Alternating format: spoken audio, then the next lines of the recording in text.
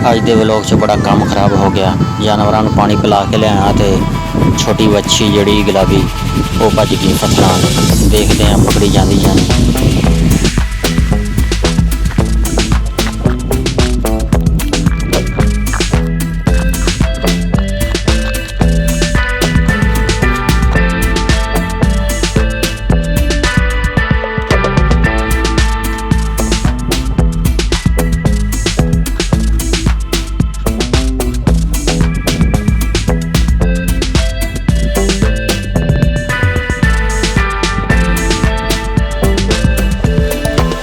रुक जा बच्चे, बस हो गई भज भज के। रुक जा रुकी और फिर भज गई।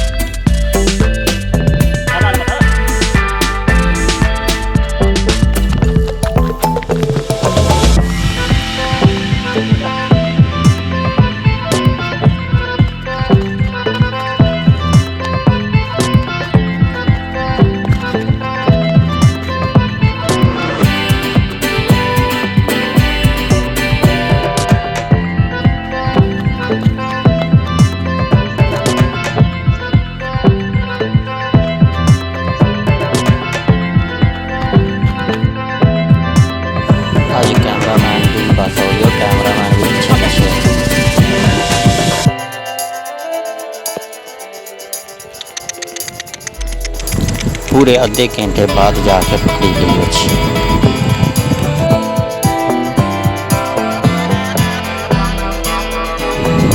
उस तो बाद मैं पानी लैन गया तो एक बच्चा गावां चारन दिया, छोटा जिहा बच्चा।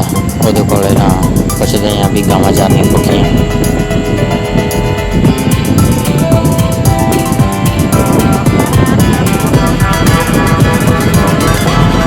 बच्चे को पूछा गावां चारनियां सौखियां, कहता बड़ा सौखा काम है। छोटा जिहा बच्चा 8-10 गावां आराम नाल चार रहा है, कहता मौजां लगियां।